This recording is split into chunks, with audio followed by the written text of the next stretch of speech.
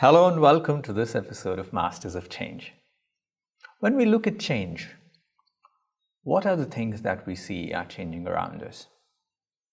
If you look at a small seed, it's sprouting, then growing into a small plant, and then slowly more leaves adding up, then more branches, then as it grows, stronger tree with many branches, many leaves, fruits, flowers. Of course, where did this change begin? It almost appears unbelievable that this huge tree that we see today was once a tiny seed. Did all of it come out of that tiny seed? If you look at our own lives, we also see that our lives also begin with a small step. It is often said, it is our thoughts that guide us to our destiny. If we were to make a change in our lives today, where would we head? Where would we start? I believe by starting with molding our thoughts, we can bring about a change in our destiny as well. There are people who have mastered this art, who have mastered change. They've altered the course of their lives the way that they wanted. And we bring these special stories of change to you. Today, we have a master of change, Sister Moira, joining us from Argentina. Sister Moira, welcome to the show. Hola, like in Argentina, and Om Shanti. It is my pleasure to be here. Thank you for agreeing to doing this and sharing your stories with us. Whenever people look at someone, people often want to see who they are, where they come from. Because that is where, in our beginnings, we see there are layers, and the origins are what really make us what we are today. So just a little bit about who you are, where do you come from, what kind of family you had, what kind of upbringing, so all of that. Well, I like to think of my childhood as a fun time. I would define myself as a wild kid.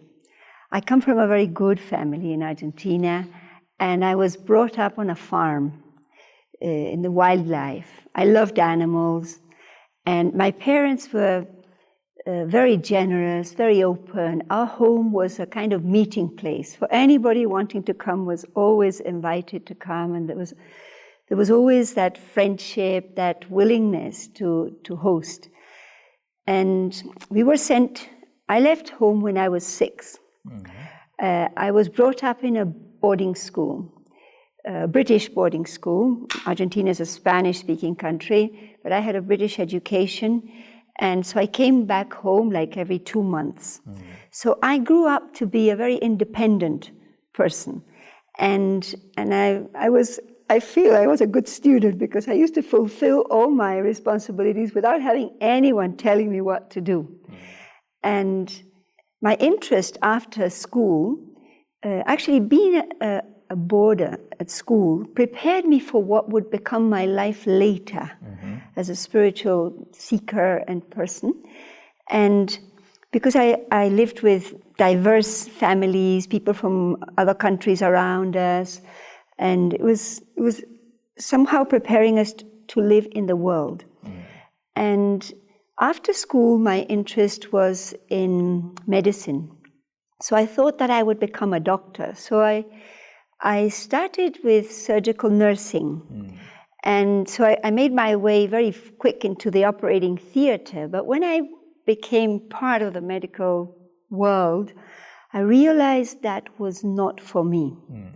So I had a passion for art. Mm. So I went on to studying something that would preserve art, and that was museum administration. Mm.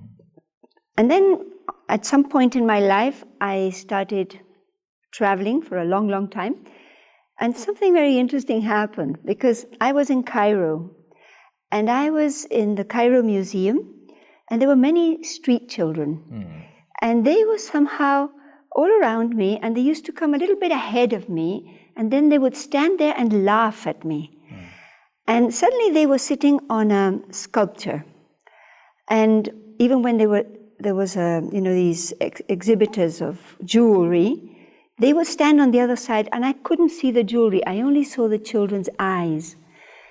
And then when they were sitting on this sculpture, I had this thought, these museums, together with UNESCO, are preserving the cultural heritage of the world, which is so precious to all of us. But that is the past, and these children are the future. And they are street children, and they're not at school, so who cares for them? That changed the course of my travel. It's as if my passion for art, my passion for, the heritage of, the Greek civilization, even the Egyptians, and art in general, it came to a second place in my life, actually. And I thought, what about the children? So somehow this idea of service surfaced for me. And it was, although I loved what I was studying, what I was doing, but somehow I lost complete interest. And my journey onward continued with just seeking. I wanted to know the true meaning of love. So this is where that led me to, and I wanted to understand a higher purpose in life. So back in Argentina, I was a surgical nurse, and even that, I knew that nothing that I was doing was really fulfilling for me. It was like something like passing time. But I was not satisfied at all. Before we come to that part of life, when you talk about your childhood and how you were always energetic and wanting to do things on your own as an independent person, that was very much a personality of your life. Where do you see the kind of background as family or your teachers? What kind of values did they instill in you? Where did you see things in them and you would feel that, okay, this is something that I would also want to imbibe and have it in me? My parents were very kind. Our home was not only inclusive, socially speaking, to our friends, but they were very charitable. They taught us to respect the people, the people working at the farm, people serving at the house, and somehow that triggered some passion for service to humanity. When I was 18, I joined a Christian organization, and we did a huge campaign. I was very young, and they put me as a leader of a youth movement, and we were fundraising to eradicate slums. And I worked day in and out. I was so passionate. I was always in the media. I was talking, inviting people to join. We were getting little children to create, when the cans, the Coke cans started, to make that a little savings box. So they had to bring it to a cathedral for the children's special event with the president and the head of the church there. And we were surprised that thousands and thousands of children came. So they came with these little savings to offer. And then we had to open these cans, and it went crazy. It really went beyond our imagination. We had to ask the army to assist us. So I used to spend long hours in this charity. But one day, I had this thought, how much money are we collecting? It's only, what little kids are giving.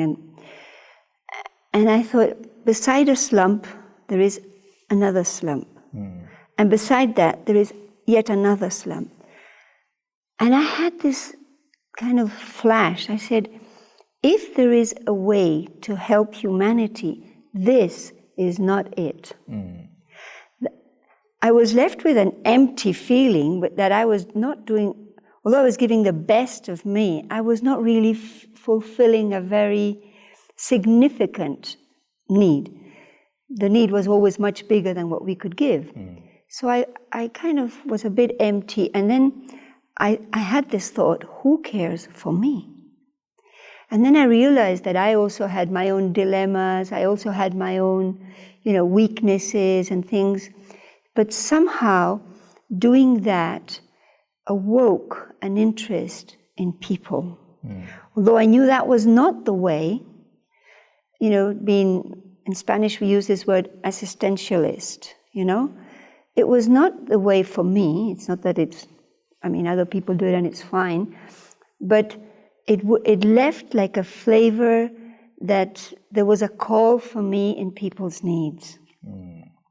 And this was very strong. Also, when I was at school, I used to go to a nuns' school. And the boarding school was my English tuition, and the nuns' school was the Spanish, like the Argentinian education. And the nuns it was a simple place, and they always needed some kind of help. And I always felt that whatever was the need, there was a call for justice. Like if anything is required, a bit like Gandhi says, be the change you want to see. I just thought, rather than complain, we should have this, we should be doing that, let's do it, So this was very much my spirit. And it was also my mother's spirit. She was someone who was, had a generous heart. She was very inclusive. She was very kind to poor people, very helpful. So I would say that was a gift. And one thing that I could tell you that I appreciated a lot from my family, and this is something I thanked my dad as a main inheritance, is the trust they had in me. We come from a home where nobody tells you what to do. Nobody decides what you study, if you marry or not, whatever. And that I thought that it was like valuing the children's ability to choose and take responsibility for their choice. So this was something that I took from home as a gift, a very special gift from my parents. Indeed, a very special gift. Even today, even in the new millennium that we live in, these ideas are quite refreshing. And for many cultures across the world, this is quite unheard of, because we see that many parents would take control of their children's life, and they would say that they are the responsible ones who would decide where they should head. They would not give that freedom. And this often becomes, let's say, a boiling point between one generation and the other. But it is so lovely that you had that kind of freedom, and yet there was so much of openness in that relationship. There was unconditional support and love. At the same point of time, there was also that freedom to choose. Coming to the other things that you were saying, that things, there was a search for justice, a sense of true meaning that you were looking for. Usually people say that at one point of time there is a spiritual awakening, or there is a call to a higher purpose, or just a search or a quest for something greater, bigger, sometimes inside, sometimes outside. What kind of quest or a spiritual search or a calling did you receive? What really brought you to spirituality? I was not necessarily brought up in a religious family. They were kind of socially, they would have like all the expected things socially, but they were not really religious, my parents. I had like some kind of interest in Christianity when I was a teenager. I had this, I admired the Christ soul for his truth, the truthfulness and his humility. There was something about him pulling me. But then when I became, youth, that was in my teens, I was not drawn to a religious path at all. But when I was 24, I left Argentina on a journey that I would now say was seeking for truth. But at that point, I was first of all fascinated to come to Europe to see all my, all the art. I love sculpture, painting. So going to, to the Vatican, going to the Sacred Family in Barcelona, going to the museums in Paris. All that made a lot of sense to me. But then I realized that my journey was diverting to something else. I was not so interested in material things, but I was seeking for, I wanted to see into people's eyes. So I would go on the subway, for example, in London, and my little game was, are these people happy? And many times I told myself, they are not exactly happy. They seem to be entertained. And I started becoming aware that there was like a heaviness in people's eyes. And so my journey turned into searching the true meaning of love and the purpose of life. When I came to India, I traveled several months, and I went on a camel trek in Jaisalmer. And there I became very aware of the noise in my mind. I realized I had many, many questions and no answers. And I used to think my parents don't have an answer to these questions. Like when I left Argentina at the airport, they were all crying because they didn't know when I was coming back. I mean, you can expect that. But I thought the people who love you most pay the highest price. So what is love? And I said, this is not love. And so this became my quest, what is love? And when I was in Jaisalmer, I felt it was so silent all around me, and it became very obvious that my mind was going to blow up. And so when we returned from the desert, we were there for like 4 days, I went to Jodhpur, and in Jodhpur we were staying in a very shabby hotel.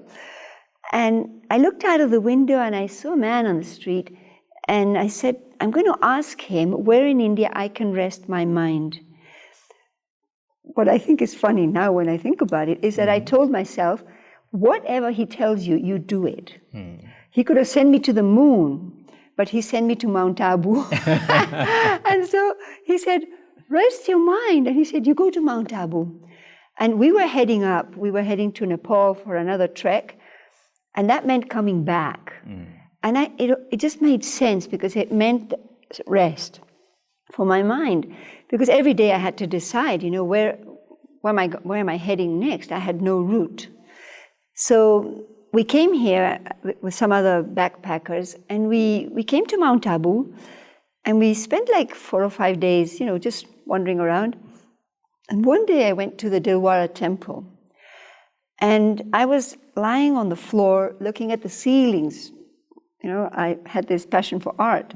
So suddenly a group of people in white, young people, came in, and it's as if the temple was lit.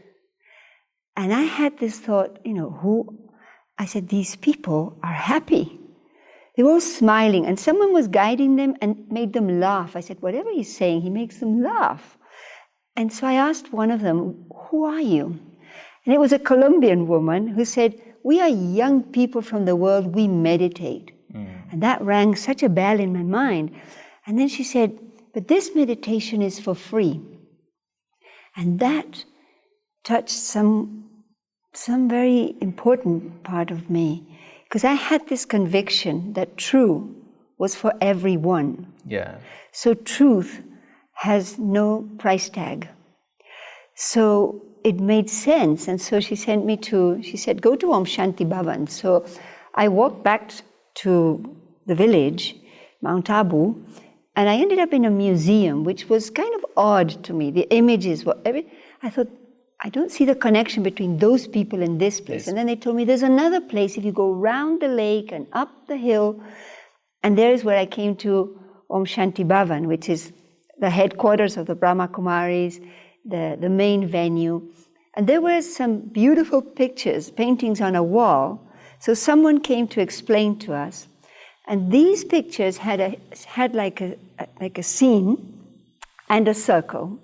And in the circle was the face of a man that then I came to know was Brahma Baba, the founding father of the Brahma Kumaris.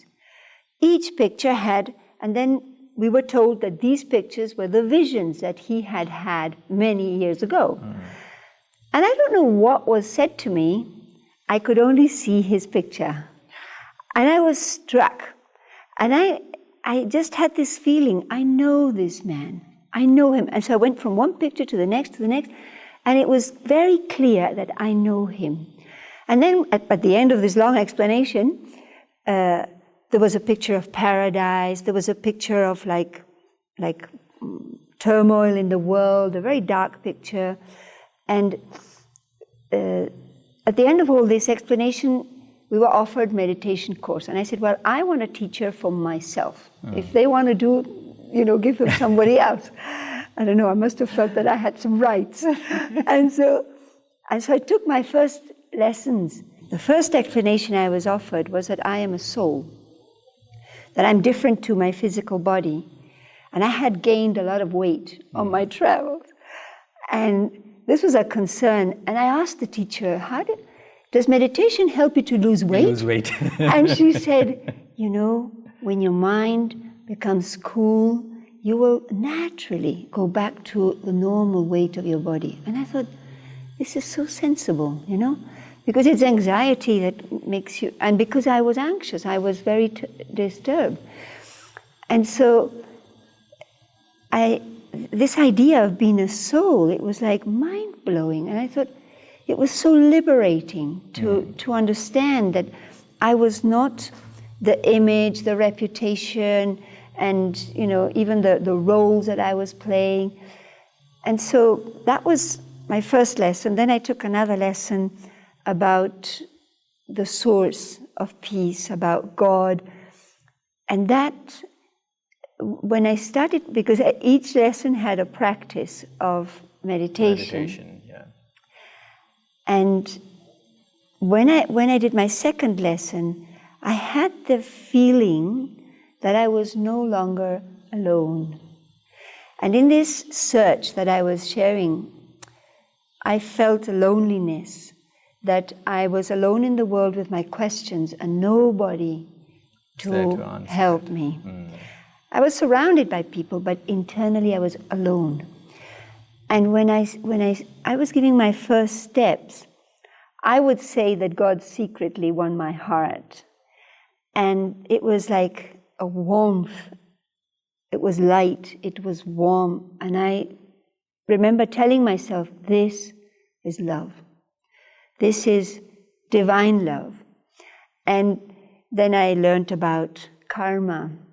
But a very interesting experience that I had was, I think on my fourth day, my teacher took me to a room where there was a huge picture, like the size of a wall, of a circle. And so she said, this is the cycle of time. And it was divided into 4. And so she said, this cycle lasts 5,000 years, but it repeats identically. And I said, wait a minute, do you mean to say that I have already been here? And she laughed. And I said, do you mean that I will always come? And she said, yes. And I had it was like a flash of eternity.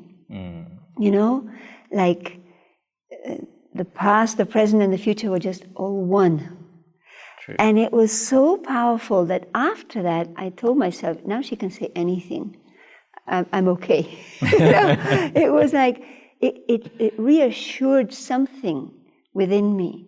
And then when I went, after my lessons, I used to sit in the ashram, the Brahma Kumaris' home, the headquarters in Mount Abu. And it was small and incredibly simple. And I met Daddy Janki. She was one of the co-founders with Prajapita Brahma of this university. And she was a little woman like this. And she was sitting on a rattan seat with her feet on another seat. And she looked at me so deeply in my eyes and she said, tell me all about your life. And she kept asking me so many questions, your family, your background, your education, this, that, a little bit like you. And so I had this feeling, I said, she could be my mother. And something inside me said, I will trust her forever, you know? And then Daddy Janki would become someone very important in my life. And she said something that was very interesting. As I voiced, you know, I shared with her about my life, she said, if there is anything you haven't told Daddy, you go into Baba's room. And Baba's room is really what was Brahma's bedroom, which became a meditation room. So it is a bit of a heart of the place, because there is a very beautiful vibration and all the students go there. So I went and sat there, and this image of Brahma Baba, I felt like what emerged in me was a very deep feeling of belonging. And so it was very clear for me that this is my place and these are my people, you know? And then when Daddy told me, you know, what are you going to do with your life? And it was something funny, I told Daddy, I want to leave my backpack here. She said, no, take it back. So it was like something from the West, you know, like, take it back. And when she asked me that question, what are you going to do with your life? At that point, I was very clear that I would not get married, that I didn't feel a call to be a mother, and I was not drawn to a career life, really. And so I said to Daddy, you know, whatever you tell me, I will do. And so she said, okay, Daddy will make a plan for you.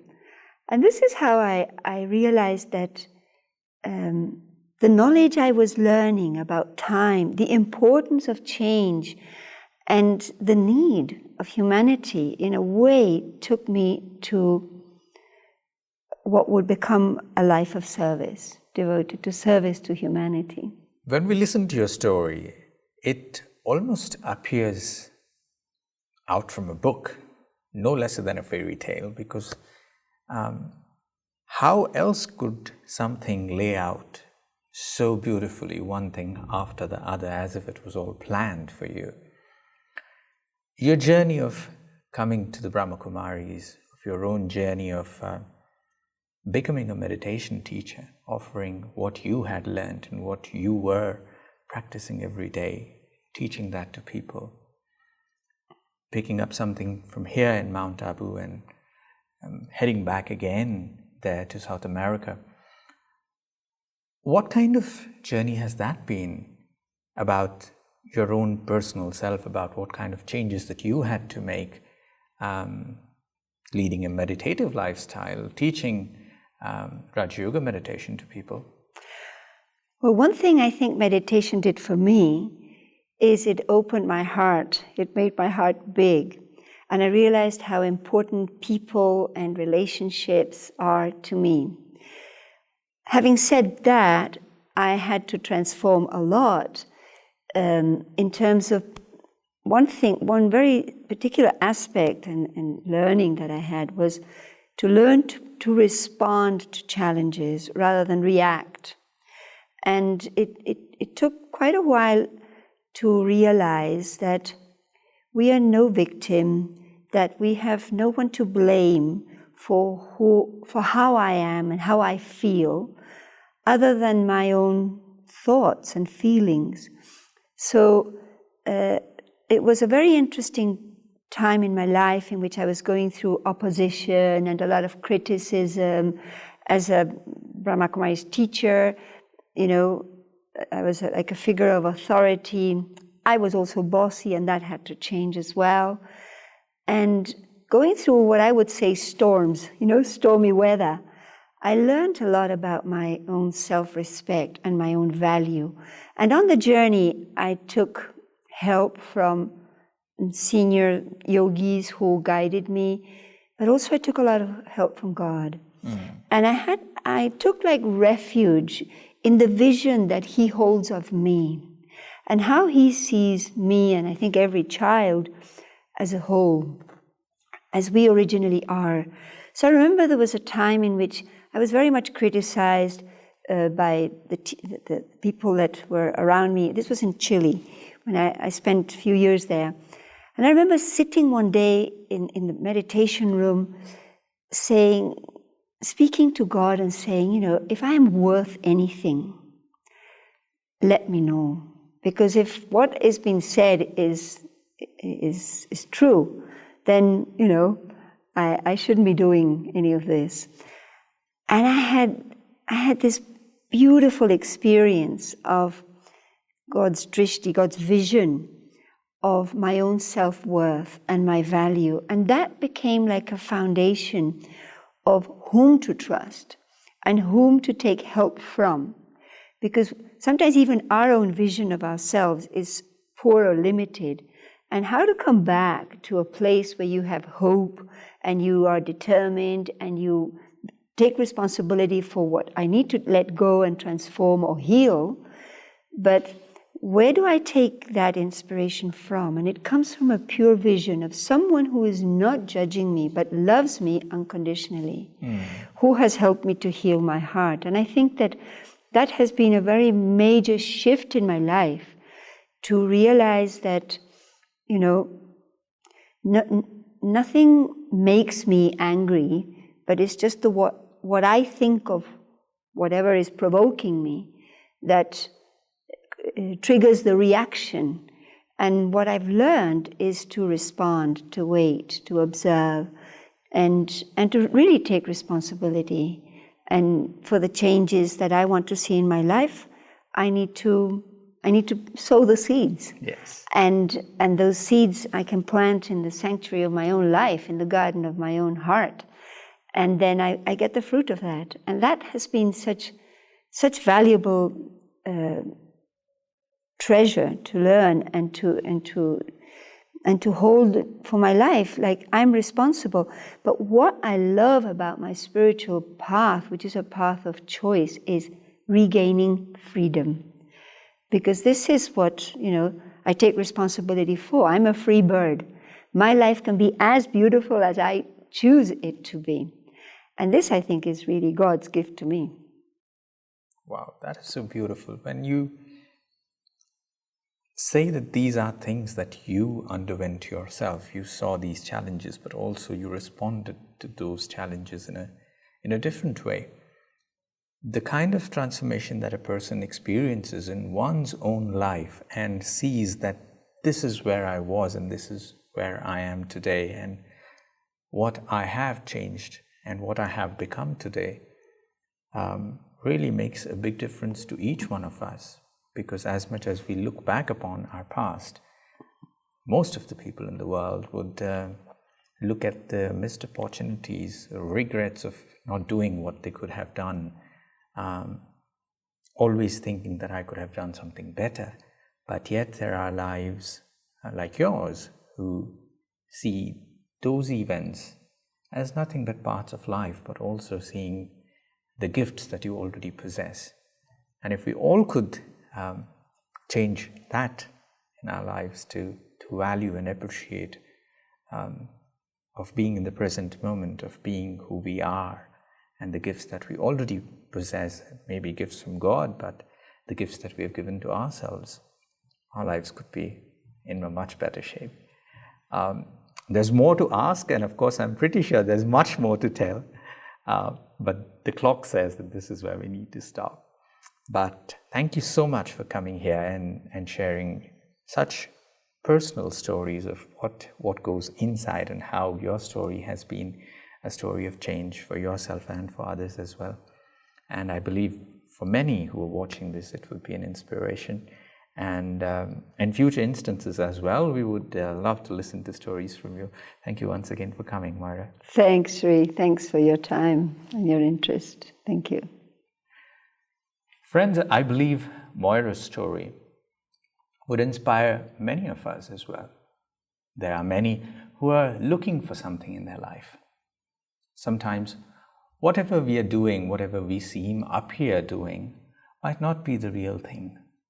And when you come closer to that reality, when you find that truth, then there is no turning away. That's all on this episode of Masters of Change. In the next episode, we'll see you again. Until then, take care.